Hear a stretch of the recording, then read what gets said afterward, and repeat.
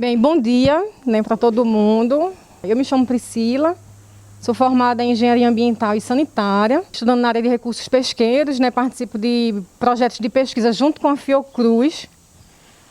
A pesquisa ela tem como finalidade ainda estudar, analisar os impactos do petróleo na comunidade de pesca, que ainda não tem estudo suficiente. E trabalho também com projetos socioambientais voltados para pescadores artesanais. E aí a gente vai falar um pouco sobre a questão da produção alternativa de ração, mecanismo de produzir sua própria ração, com componentes mais acessíveis, com valor mais baixo, sempre tendo como base as exigências nutricionais do peixe. Não é isso? É visando a economia, mas sem causar prejuízo no desempenho ou técnico das espécies cultivadas. E aí, para a gente entender um pouco dessa parte da nutrição, nutricional do peixe, a gente precisa entender um pouco o sistema digestivo do animal, muito embora cada espécie tenha um sistema digestivo diferente. Mas aqui a gente trouxe um exemplo. O sistema digestório dos peixes, em sua grande maioria, é composto por boca, por faringe, por esôfago, estômago e intestino. E aí existem inúmeros formatos e funcionalidades dependendo da espécie. A cavidade bucal, a faringe, o esôfago, o estômago e o intestino. E aí a gente vai explicar, resumidamente, a função de cada um. Nos peixes, a boca ou a cavidade bucal e a faringe tem como papel a captura e a seleção dos alimentos. Enquanto os dentes, a depender da sua forma e posição, podem ter funções diferentes, como segurar, perfurar, triturar. Porém, encontramos espécies desprovidas de dentes. A localização da boca indica em que a parte da coluna de água o peixe costuma se alimentar. Por isso, rações podem afundar, ficar no meio da água ou mesmo flutuar para facilitar a captura da ração pela espécie, da boca, do dente de cada peixe, terminal, subterminal. Aqui a gente vai falar um pouco sobre o estômago e o esôfago. O esôfago é a ligação da boca, que é esse daqui, é a ligação da cavidade bucal com o estômago. Ele tem um muco que ajuda na lubrificação do alimento, que após passar pela boca e esôfago, vai ser armazenado temporariamente no estômago. O estômago nos peixes apresenta tamanho e formato diversificado a depender da espécie. E tem como uma das funções auxiliar os processos de trituração e digestão. Alguns peixes não possuem estômago e o alimento vai direto para o intestino, que é essa cavidadezinha aqui azul. Esses exemplos aqui, como no texto fala, cada peixe tem a sua particularidade no formato do estômago. E aqui trouxe alguns exemplos. Esse A é o estômago da carpa comum.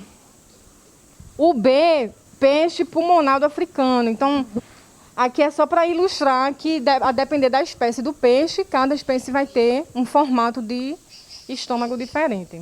Então, o intestino é responsável pela absorção dos nutrientes. Seu tamanho está relacionado ao hábito alimentar do animal. Espécies de hábitos herbívoros apresentam intestino longo.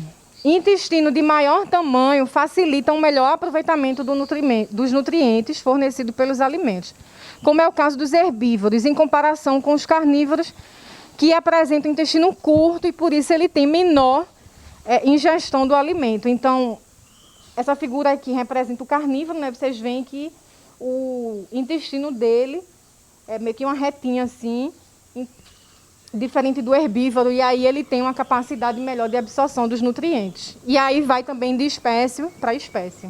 E aí a gente vai falar um pouco sobre o hábito alimentar dos peixes, Os peixes podem apresentar 4 categorias: dentritívoros, os varredores, os herbívoros e os carnívoros. Para a gente entender também como todo organismo do peixe funciona, a gente precisa entender os hábitos alimentares do peixe. Isso tudo para a gente poder entender lá qual a melhor composição da ração, dos nutrientes, que determinada espécie de peixe é melhor para um e não é para outro, não funciona para o outro. Então, o modo de alimentação e o tipo de alimentos estão diretamente relacionados com a forma do corpo e o aparato digestivo. facilitando a captura e a deglutinação da presa sem dificuldade. As espécies podem ter hábito detritívoro, se alimentam de restos de animais, né, e vegetais. Então, exemplificando um pouco, o detritívoro dominam a ectomassa do ecossistema, especialmente em grandes sistemas fluviais da América do Sul. Se alimentam de restos de vegetais, muitas vezes agindo propiciamente para o saneamento do ecossistema que vivem, né? Então, vamos dizer que eles são os varredores, os limpadores dos ambientes. Os herbívoros se alimentam preferencialmente de proteína de origem vegetal, geralmente algas e plantas. Os carnívoros se alimentam de peixes, né, crustáceos, insetos. Os onívoros ingerem alimentos diversificados, né? Ele é a parte balanceada da história. Ele é o equilibrado, que come tanto proteína vegetal como animal. E outra forma de classificar os peixes está relacionada à cadeia alimentar deles, né? Então, tem peixes que têm a cadeia alimentar curta, são denominados consumadores primários, como os fitoplânctos, ou herbívoros, né? Esses animais usam proteína vegetal para a produção de músculo para o consumo humano. Tem peixes que se classificam na cadeia alimentar intermediária. Eles comem tanto vegetais como pequenos animais. E tem os peixes que se classificam na cadeia alimentar longa, que são os carnívoros, né? Se alimentam de alto teor de proteína animal.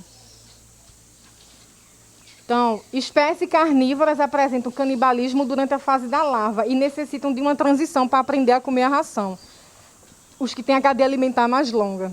Exigência nutricional e nutrientes, né? Atualmente notamos um grande crescimento na aquicultura. Só foi possível através de estudos biológicos na área de reprodução da espécie, de suas necessidades nutricionais e desempenho em cativeiro.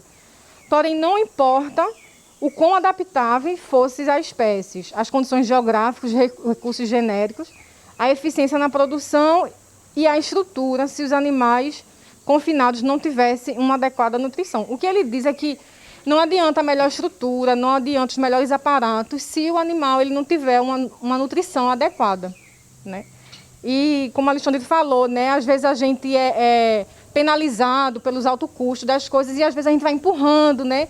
Vai querendo fazer aquele arrumadinho, um jeitinho, mas é um conjunto, né? A criação é um conjunto, vocês sabem melhor do que eu, que não dá para deixar, né, uma nutrição adequada de fora.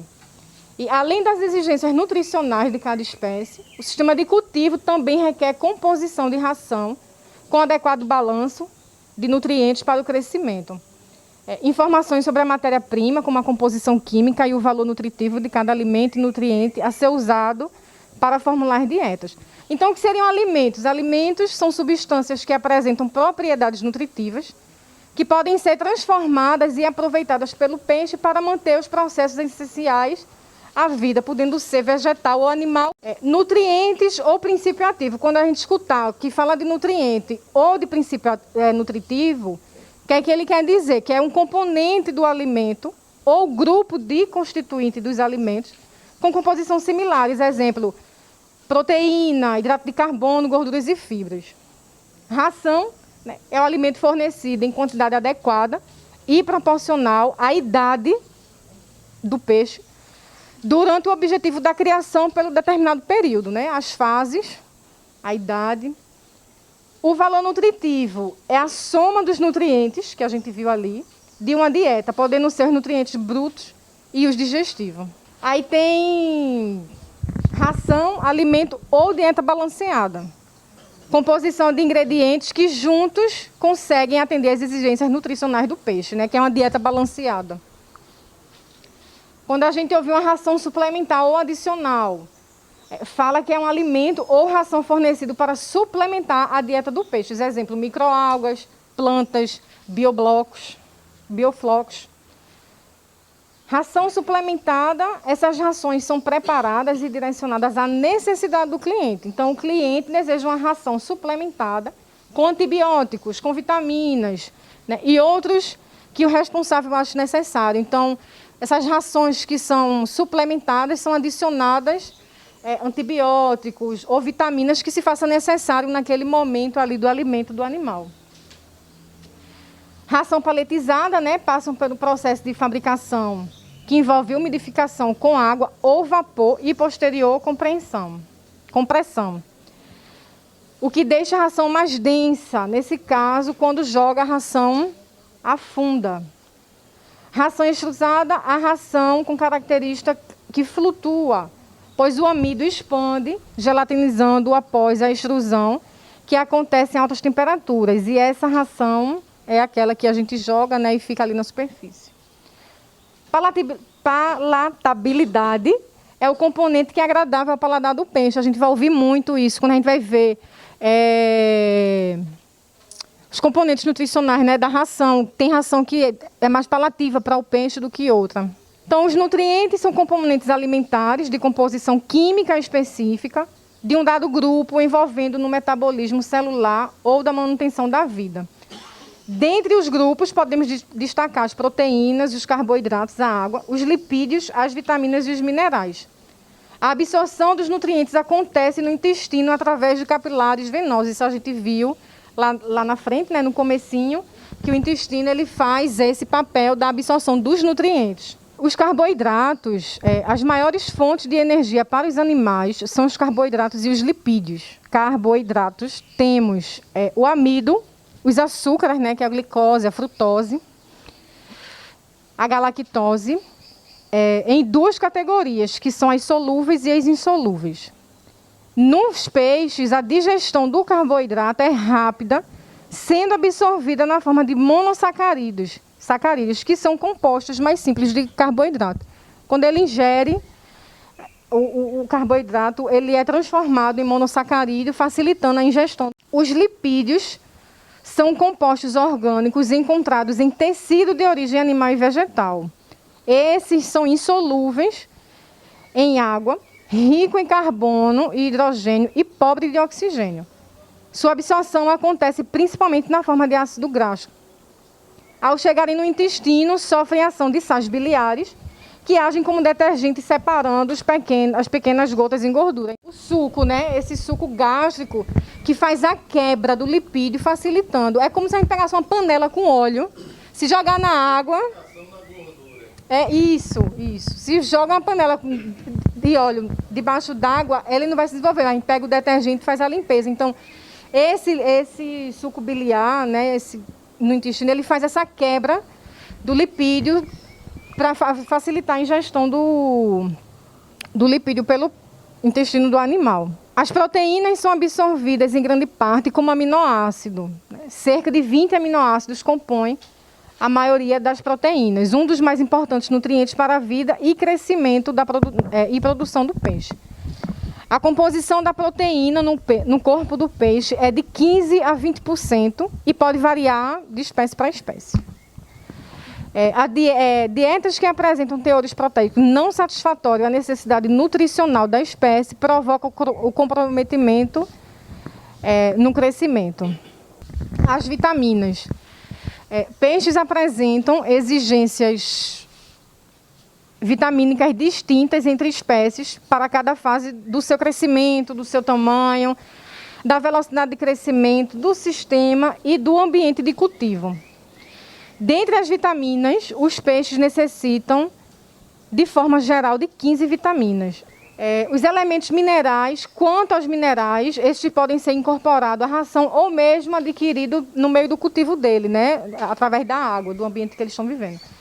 Sua ausência pode afetar completamente o desenvolvimento do animal e alguns minerais essenciais para o crescimento do animal. Então, os principais elementos minerais para o crescimento dos peixes são o cálcio, o sódio, existem muitos, né? Eu só trouxe os principais. Ferro, flúor e cobalto. O cálcio é para a formação dos ossos, coagulação do sangue, contração muscular e o sistema enzimático. O sódio contribui no balanço iônico dos fluidos no corpo e presença nas paredes externas das células. O ferro, né, é constituição da hemoglobina. O flúor é encontrado nos dentes e ossos. O cobalto, né, presente na vitamina B12.